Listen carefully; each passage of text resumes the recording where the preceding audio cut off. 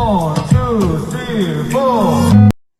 Halo semuanya, Indonesia sebagai poros maritim dunia.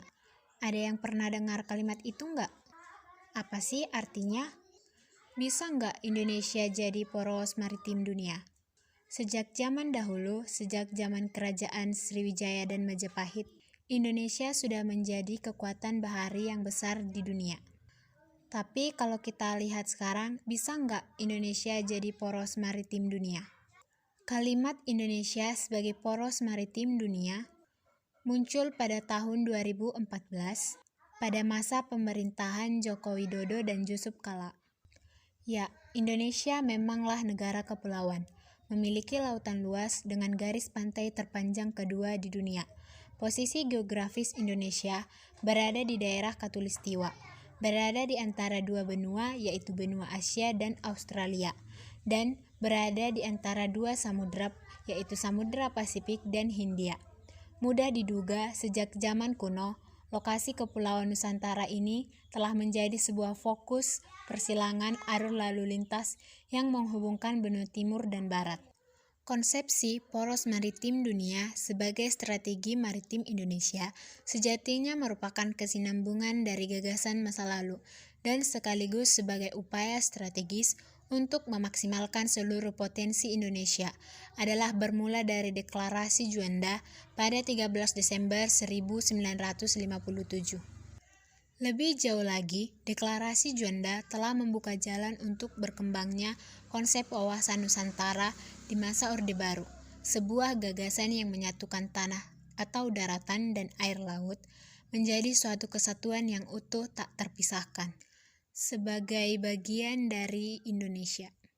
Sekarang ini, pusat gravitasi geoekonomi dan geopolitik dunia sedang bergeser dari barat ke Asia Timur. Sekitar 40% perdagangan dunia ada di kawasan ini. Itu artinya negara-negara yang ada di Asia sekarang ini sedang bangkit, menunjukkan kekuatan ekonomi dan politiknya. Dan saat ini Indonesia berada di tengah-tengah proses perubahan strategis. Itu baik secara geografis, geopolitik, maupun geoekonomi. Dan ini sangat menguntungkan Indonesia untuk bisa menjadi poros maritim dunia yang hebat.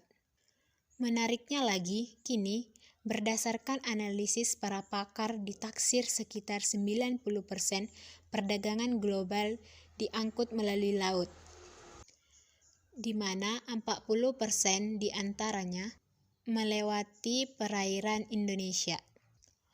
Wow, jelas angka 40%. Ini adalah angka yang sangat luar biasa. Hal ini berarti posisi Indonesia sampai kapanpun juga akan selalu menjadi tempat yang strategis perdagangan dunia. Karena itu terbuka kesempatan yang sangat besar, Indonesia bisa menjadi negara poros maritim dunia. Indonesia sebagai negara kepulauan terbesar di dunia memiliki potensi yang sangat besar untuk menjadi poros maritim dunia.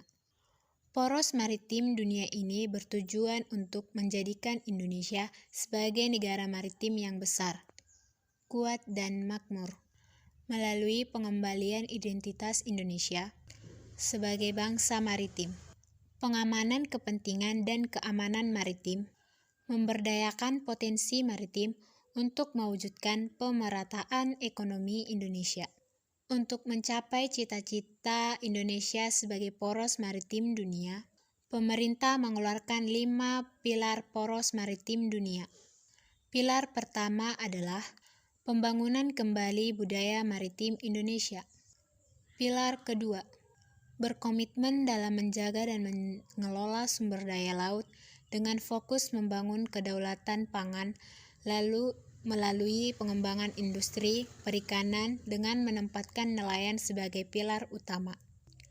Pilar ketiga, komitmen mendorong pengembangan infrastruktur dan konektivitas maritim dengan membangun tol laut, pelabuhan laut, logistik, dan industri perkapalan serta pariwisata maritim. Pilar keempat, diplomasi maritim yang mengajak semua mitra Indonesia untuk bekerja sama pada bidang kelautan. Dan pilar kelima adalah membangun kekuatan pertahanan maritim. Indonesia. Dalam rangka memperkuat jati diri Indonesia sebagai negara maritim, telah dilakukan pemberantasan ilegal, unreported dan unregulated atau IUU fishing, serta pengembangan ekonomi maritim dan kelautan. Pemberantasan IUU fishing telah menjadi porositas utama pemerintah dalam melindungi sumber daya kelautan dan perikanan.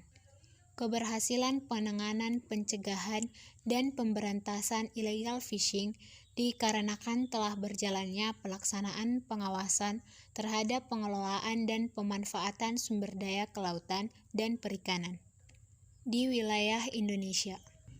Indonesia akan menjadi poros maritim dunia. Kekuatan yang mengaruhi dua samudera sebagai bangsa bahari yang sejahtera dan berwibawa.